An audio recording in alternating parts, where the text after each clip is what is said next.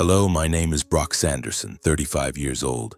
I am the eldest son of the Sanderson family, a wealthy and influential lineage in the Hamptons, New York. I manage the family's investment fund, and my life, at least from the outside, appears to be a picture of perfection. But if you look closer, you'll see the cracks, secrets, injustices, and the burdens I've carried on my shoulders for years.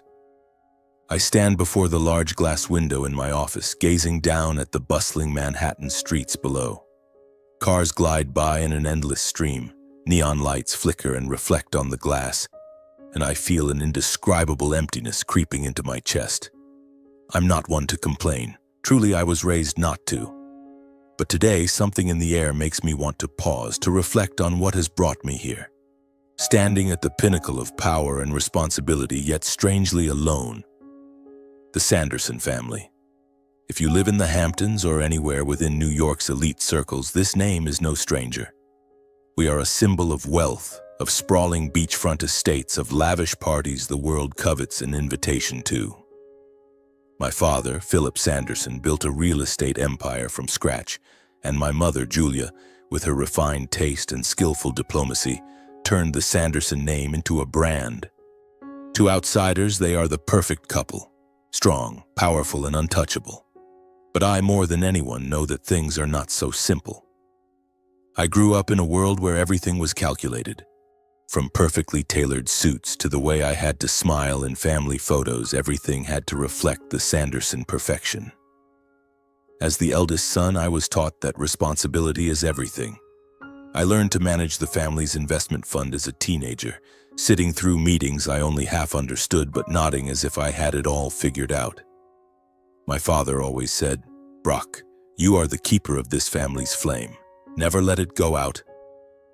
And I've done just that, day after day, year after year, until it became a part of me, like breathing, like a heartbeat. But then there's Lance, my younger brother. Oh, Lance. Just thinking about him is enough to make me want to laugh and sigh at the same time.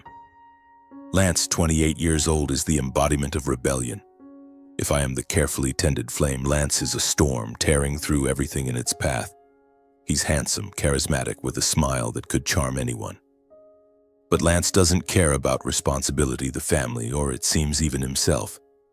He lives as if tomorrow doesn't exist, partying all night, gambling, and fleeting romances I've long stopped keeping track of.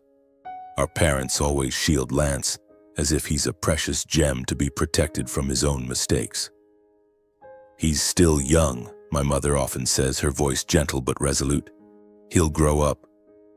But I know, and deep down she knows too, that Lance is not just young. I remember when we were kids running through the sprawling lawns of our Hamptons estate. I, the serious older brother, always tried to keep Lance out of trouble. Once he broke a priceless antique vase that my father cherished, and I took the blame. My father punished me, scolded me harshly. Lance, meanwhile, just grinned, that mischievous smile I both loved and hated. "Thanks, Brock," he said before running off to play again. Back then I thought I was protecting him. But now, looking back, I wonder if I unwittingly enabled his irresponsibility. The favoritism my parents show Lance is nothing new. It's like an old wound, quietly aching, but I've learned to live with it. When I aced my college entrance exams, my father merely nodded and said, "Good job, Brock. That's what I expect from you." But when Lance failed his driving test for the third time, my mother hugged him, comforting him with, "It's okay, you'll do better next time." I'm not jealous, at least I tell myself I'm not. But deep down I feel the injustice. I've spent my entire life doing the right thing, keeping the Sanderson family's flame burning bright, but it never seems enough to earn the loving gaze my parents reserve for Lance. Amid all this chaos, I'm fortunate to have Olivia. My wife, Olivia, is the light of my life. She's 34, a talented endocrinologist working at a prestigious Manhattan hospital. Olivia doesn't belong to the glitzy world of the Sandersons, and that's exactly why I love her. We met 6 years ago at a charity fundraiser my family hosted. I still remember the moment she walked into the room wearing a simple yet elegant blue dress, her brown hair cascading loosely, and a warm smile that seemed unfazed by the opulence around her. She stood there, chatting with a group of doctors about the latest endocrinology research, and I was instantly captivated. Olivia is intelligent, perceptive, and above all, grounded. She doesn't get swept up in my family's drama or blinded by the Sanderson name's allure. To her, I'm not Brock Sanderson, heir to an empire, but just Brock, a man who sometimes feels tired, sometimes doubts himself, but always tries to do the right thing. Olivia is the only person I can share my deepest thoughts with, the fears I wouldn't dare admit to anyone else.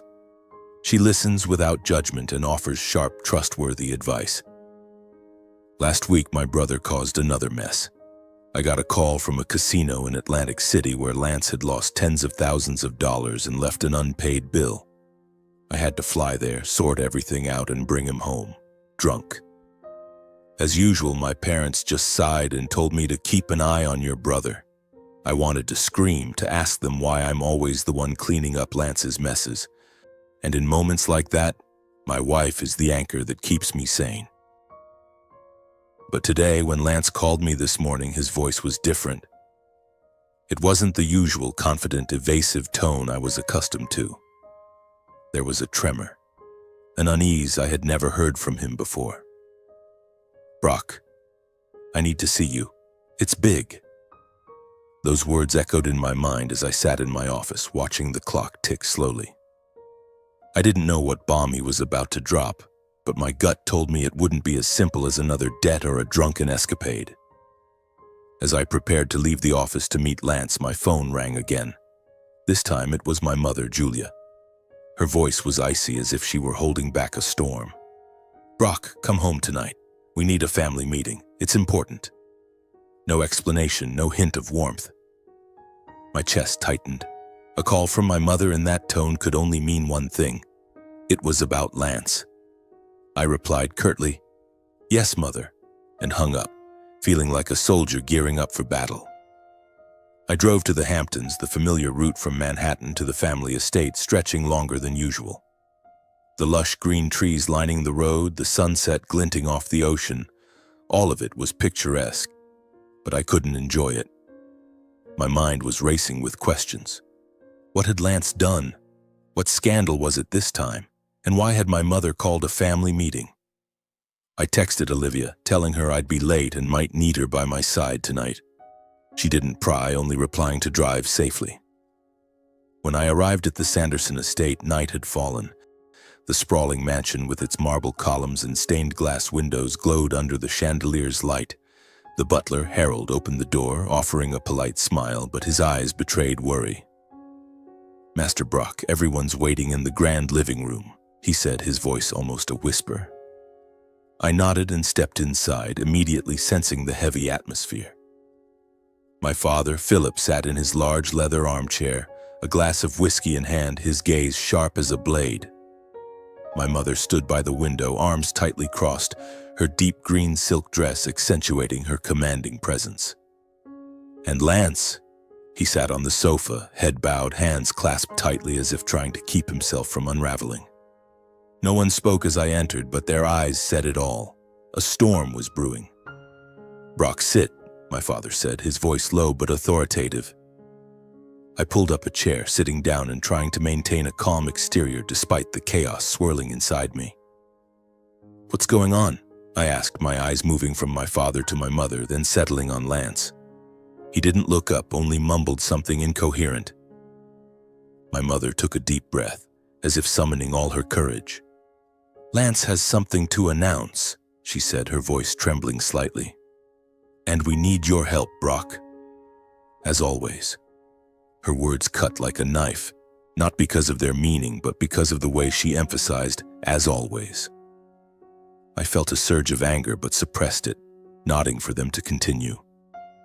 Lance finally looked up, his eyes red as if he'd been crying or hadn't slept all night. "Brock," he began, his voice choking, I'm getting married." I blinked, processing the information. Married? Lance, who never stayed with a woman for more than 3 months, was talking about a wedding? I almost laughed, but the panic in his eyes stopped me. To whom? I asked, my voice steady but my mind already conjuring up scenarios. Some girl from a party? A model? A gold digger? With Lance, anything was possible. Vivian Bennett, Lance replied, his voice barely a whisper. She's pregnant. The words detonated like a bomb in the room. I felt the blood rush to my head, not out of surprise, but because I knew the name Vivian. She was a 25-year-old model from a modest background, someone I'd met a couple of times. But pregnant? If true, this was a serious problem. My father slammed his whiskey glass onto the table, the clink of glass against wood ringing like a gunshot. Pregnant before marriage, he roared. Do you have any idea how much this will disgrace the family, Lance? My mother stepped forward, placing a hand on his shoulder to calm him, but her eyes were just as cold. We can handle this, she said firmly, but we need a plan.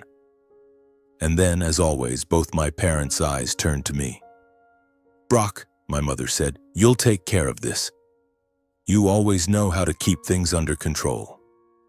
I wanted to protest, to say I was tired of cleaning up Lance's messes, but I couldn't. The family's reputation, the Sanderson name, was a burden I'd carried my whole life. I just nodded like a machine. Lance began to explain, his voice halting. Vivian had come to him last week announcing she was 4 months pregnant and demanding he marry her. If he refused, she threatened to go to the press, turning the Sanderson family into the center of a scandal. She says she has proof, Lance mumbled. Photos, texts, everything.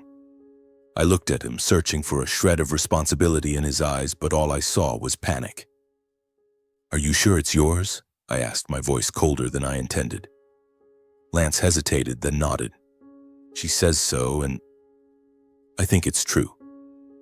I wanted to shake him, to ask why he let things spiral this far, but I stayed silent.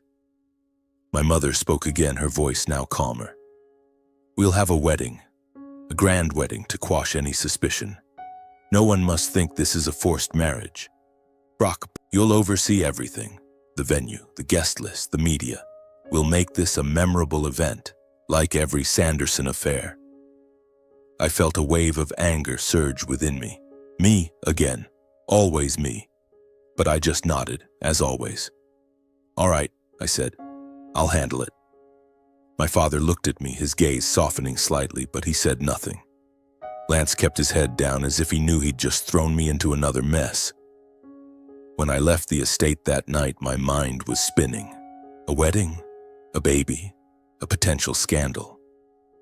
I drove back to Manhattan feeling like the weight of the world was on my shoulders. When I stepped into our apartment, Olivia was waiting, sitting on the sofa with a glass of wine and a medical journal in hand. She looked up, her sharp but concerned eyes meeting mine. Brock, are you okay? She asked, standing and wrapping her arms around me. I told her everything, about Lance, Vivian, the wedding I was now forced to organize. Olivia listened without interrupting, but I could see her analyzing, as she did with complex medical cases. When I finished, she took my hand, her voice gentle but firm. Brock, I know you feel responsible for your family, but this time, something's off. You need to be careful. Careful of what? I asked. Though deep down I knew she was right, Olivia always saw what I missed. This Vivian girl, Olivia said, a glint of suspicion in her eyes. If she's willing to threaten your entire family to get married, it might not just be about a baby. You need to dig deeper.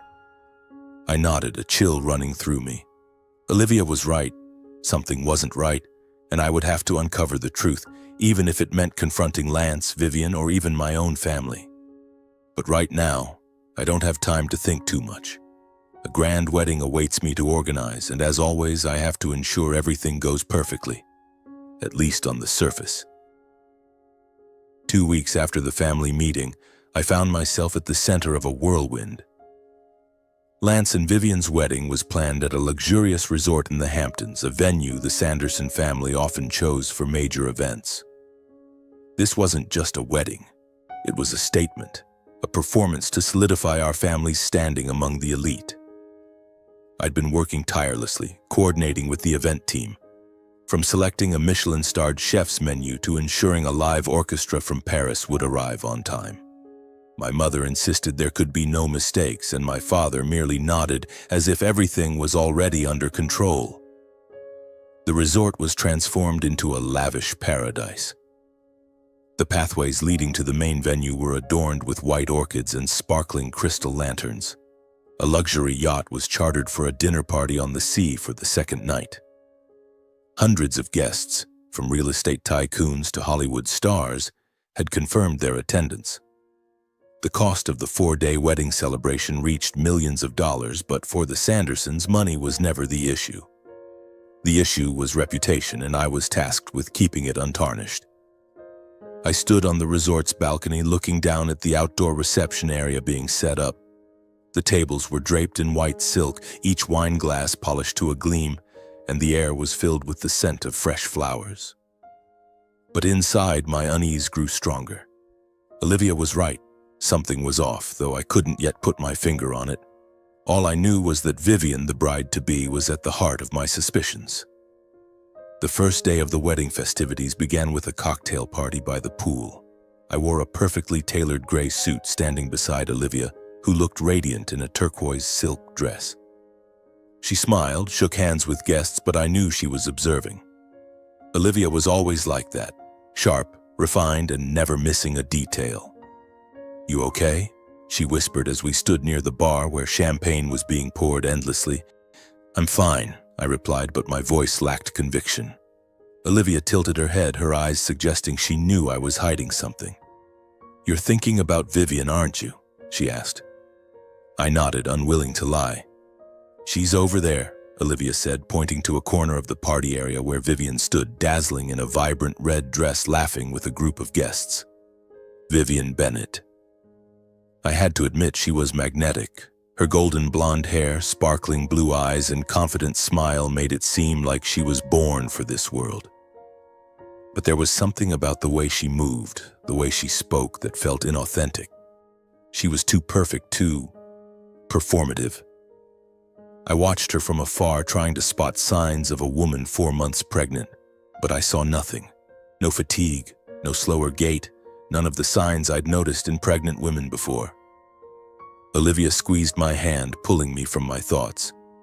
"Brock, I noticed something," she said, her voice low so no one could overhear. "Vivian isn't drinking alcohol. That's normal for a pregnant woman, right?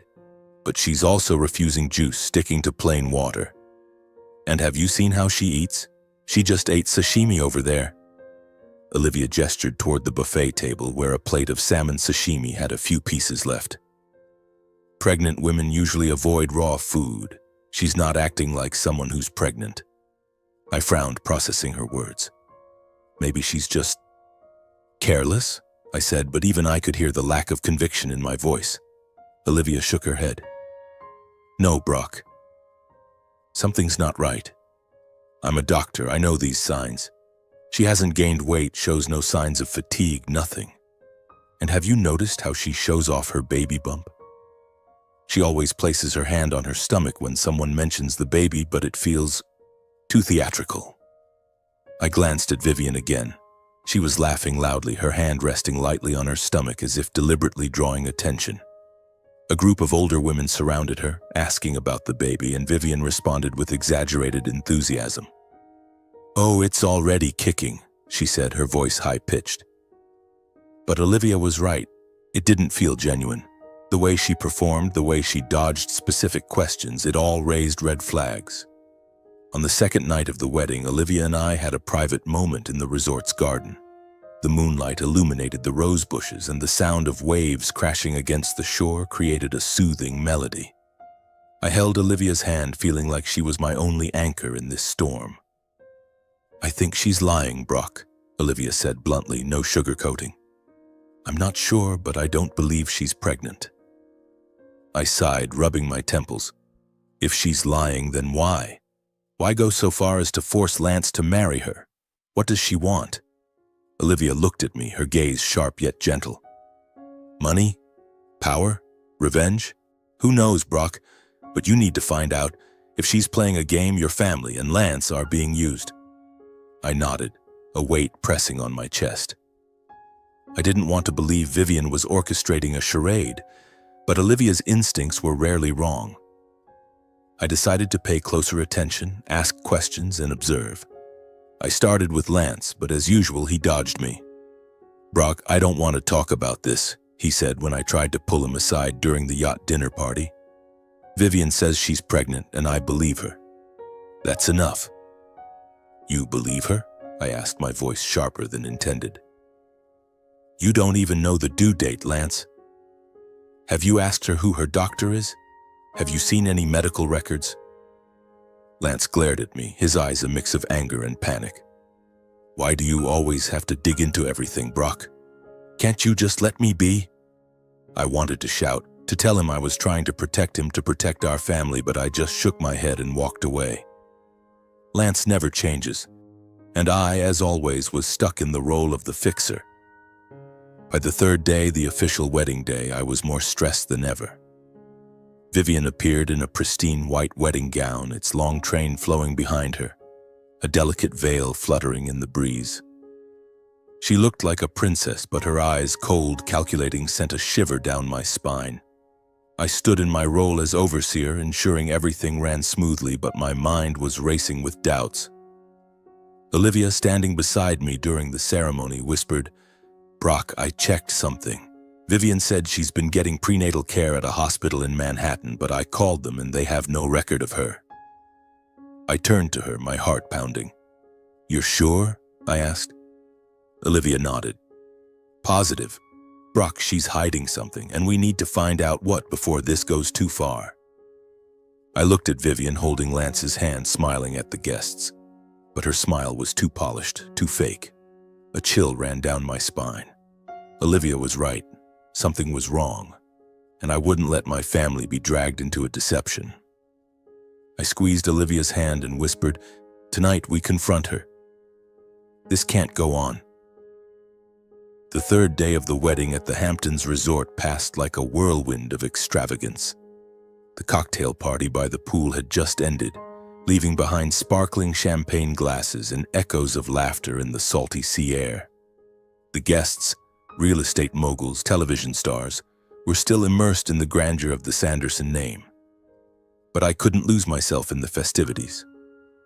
Every smile, every handshake, was just a facade hiding the storm raging inside me. Olivia and I had been watching Vivian for 3 days, and our suspicions, her suspicions, now mine, were growing stronger. I took a deep breath, trying to sort through the chaos in my mind. I didn't want to believe Vivian was a fraud, but I couldn't ignore the signs.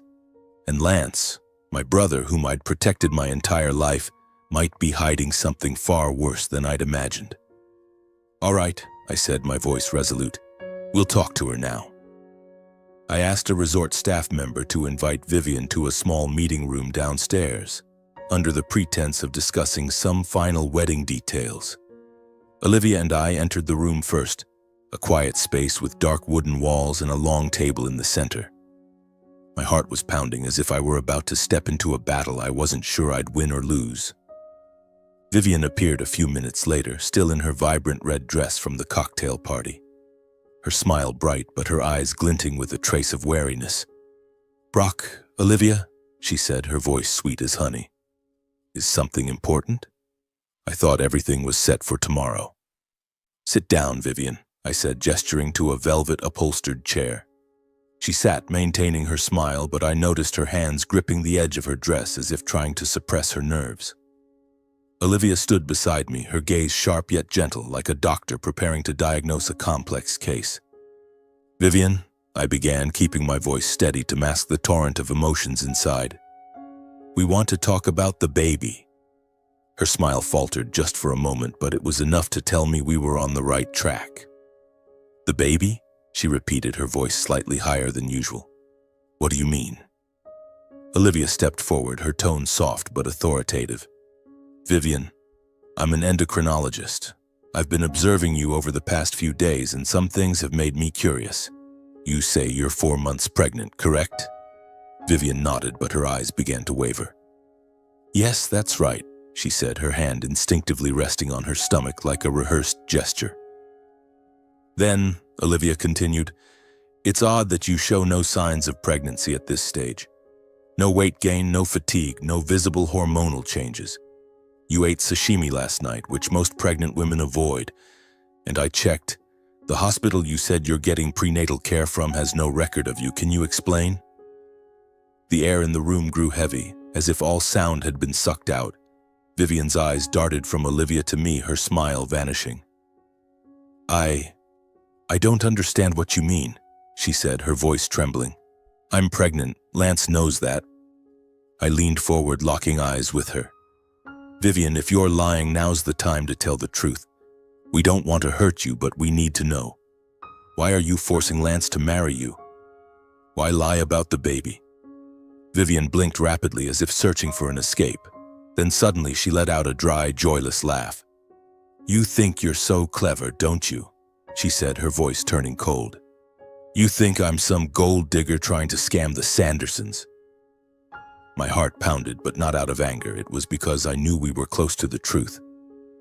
If that's not the case, then tell us, I said firmly. Why, Vivian? Why go through all this? Vivian lowered her head, her shoulders trembling. For a moment, I thought she might cry. But when she looked up, her eyes were red. Not with shame, but with deep pain. You want the truth? She said, her voice choking. Fine. I'm not pregnant. I was never pregnant. Her confession hit me like a punch to the chest. Olivia remained calm, but I could see her hands tighten as if she too was shocked. Then why? I asked, my voice almost a whisper. Why go this far? Vivian took a deep breath as if summoning all her courage. 2 years ago, she began, her voice trembling. Lance and I had a child. I was pregnant for real, but Lance, he didn't want it. He pressured me to get an abortion, said a baby would ruin his life. I loved him, so I listened. But the procedure, it went wrong. There were complications, and the doctor told me I'd never be able to have children again. Her words spilled out raw with pain. My blood ran cold. Lance, my brother. I knew he was reckless, but this was unforgivable. Olivia squeezed my hand under the table as if anchoring me from falling apart. Vivian, Olivia said, her voice gentle yet full of empathy. I'm so sorry, but why fake a pregnancy? Why force him to marry you? Vivian looked at us, tears streaming down her face. Because he destroyed me, she said, her voice a mix of pain and anger. After that, Lance still came to me, but only when he was drunk, only to use me. Then he'd leave like I was nothing. I lost everything because of him, my chance to be a mother, my self-respect, everything. So I decided if he wouldn't take responsibility, I'd make him. I knew the Sandersons feared a scandal more than anything. I threatened to go public, and they pushed Lance to marry me. I sat there, speechless. Everything I'd thought about Lance, his recklessness, his irresponsibility, came into sharp focus. But at the same time, I felt a strange empathy for Vivian. She wasn't the schemer I'd assumed. She was a woman broken, driven to desperation by my own brother. Vivian, I finally said, my voice hoarse with emotion, why didn't you tell the truth from the start? We could have helped you. Vivian shook her head, tears still falling. Who would believe me? I'm just a model, Lance's plaything. No one in your world cares about me, but please keep this a secret. I'll leave. I'll cancel the wedding, I promise. I'll disappear quietly. Olivia looked at me, her eyes filled with concern. Vivian, she said gently, we understand your pain. But keeping this secret, it won't bring justice. If you want Lance to take responsibility, we'll help you, but you need to be honest with us. Vivian buried her face in her hands, sobbing. I don't know what to do anymore, she whispered. I love Lance, but I hate him too. I'm sorry for deceiving everyone. Please don't tell anyone. Let me go. I looked at Vivian, then at Olivia. What do you think we should do? I asked, my voice rough with emotion. Olivia tilted her head, her eyes thoughtful. Brock, if we expose the truth right now during the wedding, it'll be a disaster. Not just for your family, but for Vivian too. She's in a desperate situation, and going public will only hurt her more. I think we should keep this quiet, at least for now. I looked at Vivian, still clutching her face, her shoulders shaking with sobs. I felt a deep empathy for her, but also a burning anger toward Lance. He hadn't just hurt Vivian, he'd put me in this position. Once again, I was cleaning up his mess. But Olivia was right. Exposing the truth now would only make things worse. I needed a way to protect the family's reputation while ensuring Lance couldn't keep dodging responsibility. "Vivian," I said finally, my voice firm despite the turmoil inside. "I won't tell anyone, at least not now, but I don't want you to leave." She looked up, her eyes wide with confusion. "What do you mean?"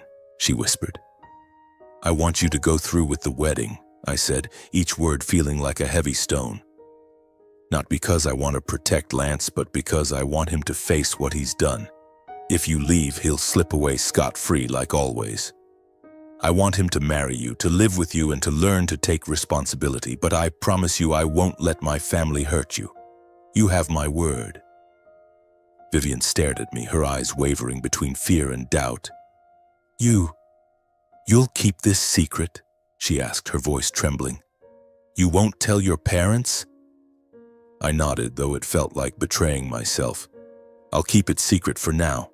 After the wedding, I'll find a way to make Lance face the truth. And I'll make sure you're protected, Vivian. You have my word." Olivia looked at me, her eyes filled with concern but also a hint of approval. She knew I was struggling, knew this decision went against my every instinct, but she also knew it was the only way to keep everything from collapsing, for now. Vivian wiped her tears, nodding weakly. "All right," she whispered. "I'll do as you say. I'll go through with the wedding, but please, don't leave me alone in this." "We won't leave you alone," Olivia said, her voice gentle but certain. "We're here, Vivian. We'll help you." She nodded, but her eyes were still full of pain. I stood up, feeling the weight of the world on my shoulders. "You should get back to the party," I said. "People will start wondering if you're gone too long." Vivian stood, wiping her tears quickly, trying to regain her radiant composure. She left the room, leaving Olivia and me in heavy silence. When the door closed, I turned to Olivia, feeling like I'd just run a marathon. "Do you think I did the right thing?" I asked, my voice hoarse with exhaustion. Olivia took my hand, her gaze soft but resolute. "You did the best you could in this situation, Brock. But you know this isn't the end. Lance needs to face consequences, and we'll find a way to make this right." The next day, the wedding ceremony unfolded like a perfect dream. Vivian walked down the aisle in her stunning white gown. Lance stood at the altar with a forced smile. The guests clapped, champagne flowed, and the Hampton sun shone brilliantly on everything. I stood there, overseeing every detail, ensuring no mistakes, but inside I felt hollow. Olivia stood beside me, her hand brushing mine, a reminder that we were facing this together. None of the guests knew about the confrontation the night before. No one knew about the secret we were keeping. The wedding went off without a hitch, as if nothing had happened. But I knew deep down that this truth couldn't stay buried forever. And when it surfaced, it would change everything. 2 weeks after the wedding, I called my parents, asking them to come to the Sanderson estate in the Hamptons for a family meeting. I told them it was urgent, related to Lance. I didn't mention Vivian or reveal any details, but my mother's voice over the phone was laced with worry. Olivia and I drove to the Hamptons on a chilly autumn afternoon with golden and crimson leaves falling along the road. The estate loomed ahead, its marble columns and sprawling lawns a reminder of the legacy I was raised to protect. But today I wasn't here to protect. I was here to confront. As we entered the grand living room, my parents were already there. My father, Philip, sat in his leather armchair, a glass of whiskey in hand, exuding his usual air of authority. My mother, Julia, looked impeccable in a tailored blazer, but her eyes betrayed her unease. Lance sat on the sofa, his posture slouched but his gaze defensive. Vivian stood near the window, her body tense, her face pale. "Brock, what is this about?" My father demanded, his voice icy. "You said it was urgent. Don't waste our time." I took a deep breath, feeling Olivia's hand brush against mine, a reminder that she was here with me. "This is about Lance," I said, my voice steady despite the turmoil inside, "and Vivian, and the truth about their marriage." Lance shot up, his eyes flashing with anger. "What the hell are you talking about, Brock?" he snapped, but I caught a tremor in his voice as if he knew something was about to explode. I ignored him, turning to my parents. Before the wedding, Olivia and I spoke with Vivian. We had suspicions about her pregnancy, so we confronted her. She admitted something you all need to hear. I looked at Vivian, her head bowed, her hands clenched so tightly her knuckles were white. "Vivian, do you want to tell them, or should I?" She looked up, her eyes red, her voice trembling. I'm not pregnant," she said, her voice so soft it was barely audible. "I was never pregnant." The room fell into a heavy silence, so oppressive it felt like it could shatter glass. My mother gasped, her hand covering her mouth, her eyes wide with shock. My father gripped his whiskey glass tightly, his gaze sharp as a blade. "Not pregnant?" he roared. "You claimed you were pregnant to force us into this wedding. What is the meaning of this?" "Let her finish," I interrupted, my voice harder than I intended. "There's more." Vivian trembled but continued, her voice choking. 2 years ago I was pregnant with Lance's child, but he didn't want it. He pressured me to get an abortion, saying it would ruin his life. I loved him, so I did it. But the procedure, there were complications. The doctor told me I'd never be able to have children again. She paused, sobbing. After that, Lance still came to me, but only when he was drunk, only to use me. Then he'd leave like I was nothing. I faked the pregnancy to force him to marry me because I wanted him to take responsibility. The silence that followed was suffocating, so heavy I could hear my own heartbeat. My mother began to cry, her soft, stifled sobs breaking the quiet. My father stood abruptly, his glass trembling in his hand. "Do you have proof?" he demanded, his voice low and dangerous. Vivian nodded, her hands shaking as she pulled a folder from her bag. "These are my medical records," she said. "From the abortion and the complications, it's all here." My father snatched the folder, flipping through the pages with a rigid expression. Lance, his face flushed, leapt to his feet. "She's lying," he shouted, pointing at Vivian. "She's a fraud trying to trap me. I didn't force her to do anything."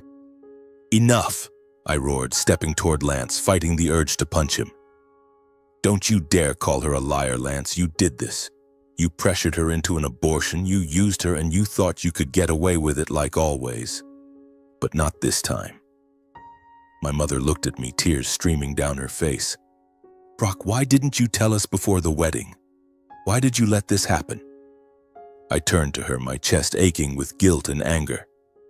"Lance needs to take responsibility for what he's done. Do you know how much pain a woman feels when she loses the chance to be a mother?" My father stared at me, his expression unreadable. "What do you want us to do now, Brock?" he asked, his voice low but heavy with expectation. I took a deep breath, knowing my answer would shape the family's future. "Lance needs to be held accountable," I said. "He needs to make things right with Vivian, whether that means continuing the marriage or finding another way to atone. And we need to protect Vivian from any fallout. She's suffered enough." Vivian looked at me, her eyes filled with gratitude mixed with fear. "Thank you," she whispered, her voice faint as a breeze. The meeting ended in tense silence, with no clear resolution, only a promise to continue the discussion. But as Olivia and I drove back to Manhattan that night, I felt a strange sense of relief. The truth was out, and though the consequences would be painful, it was the first step toward doing what was right. For Vivian, and for myself. The weeks following the meeting in the Hamptons were suffocating. My parents, who had always maintained a perfect facade, now faced a reality they couldn't control. My mother, Julia, called me often, her voice a mix of anger and sorrow. "Brock, why did you have to stir everything up?" she asked during one call, her voice trembling. We could have handled this quietly. I wanted to tell her that silence wasn't the way to make things right, that covering up only made Lance worse, but I held my tongue. I knew she needed time to accept the truth about her beloved son. My father, Philip, was colder. He didn't blame me outright, but his eyes during our last meeting said it all. He was disappointed not just with Lance, but with me for shattering the perfect Sanderson veneer. My relationship with my parents grew strained, our family dinners now filled with uncomfortable silences. But I had no regrets. For the first time in my life, I felt I'd done the right thing. Not for the family, but for my own conscience. Lance, as I expected, refused to change. A week after the meeting, he called me, his voice brimming with anger and desperation. "You've ruined my life, Brock," he shouted over the phone. "Vivian's a snake and you took her side." I suppressed my anger, trying to keep my voice calm. "Lance, you're the one who hurt her. You need to take responsibility." But he hung up, unwilling to listen. Not long after, I heard from my mother that Lance had gone to a lawyer wanting to divorce Vivian immediately. He thought he could escape, as always. But this time, my parents didn't indulge him. In a meeting I wasn't invited to, they issued Lance an ultimatum. "You will stay with Vivian for at least 2 years," my father declared, his voice uncompromising. "You caused this and you will not run away. If you divorce, Vivian will receive a substantial settlement. This isn't a request, Lance. It's an order." I wasn't there, but my mother recounted it to me, and for the first time I saw a hint of resolve in how they dealt with Lance. Perhaps at last they realized their coddling had created a man incapable of accountability. Vivian, throughout this time, remained silent. She moved into a small apartment in Manhattan, funded by my family, but she rarely appeared in public. I met her once, at a small cafe near Olivia's hospital. She looked tired, but her eyes held less despair. "Thank you, Brock," she said, her voice soft but sincere. "I don't know what I would have done if you and Olivia hadn't stood up for me." I only nodded, unsure of what to say. I couldn't erase her pain, but I hoped in some way she'd find peace. A month later, as Olivia and I walked along the beach, I said, "I'm thinking about starting a charitable foundation." The idea had been brewing since the family meeting. A foundation to support women like Vivian, those hurt by toxic relationships. "I want to do something meaningful, Olivia. Not just to atone for what Lance did, but to create real change." Olivia stopped, her eyes shining. "That's a wonderful idea, Brock," she said, "and I'll help you. We can make it happen." I smiled, feeling like I could breathe easily for the first time in weeks. Standing there on the Hamptons beach with Olivia by my side, I realized something. The true value of family doesn't lie in reputation, grand estates, or lavish parties. It lies in integrity, in responsibility, and in standing up for what's right, even when it hurts those closest to you. The truth doesn't always need to be exposed immediately. Sometimes it requires delicate handling, with compassion.